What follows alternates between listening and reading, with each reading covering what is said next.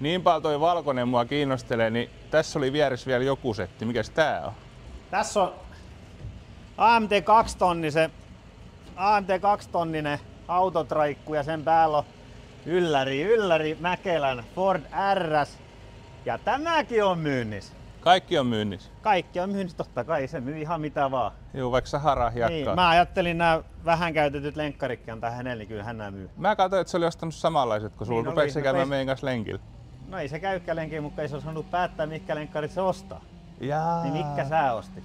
Mä ostin nää. Joo, mä joo. ostan samanlaisia. No ne on hyvät. Niin on. Mutta jos se nyt alkaisi käymään.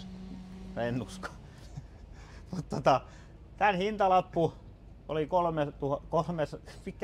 39 900. Joo. Eiks ollut? Hei, meidät löytää Okrast osasto numero 32 keskiviikosta lauantaihin kello 9-17. Tuu morottaa meitä tekee kärrykauppaa.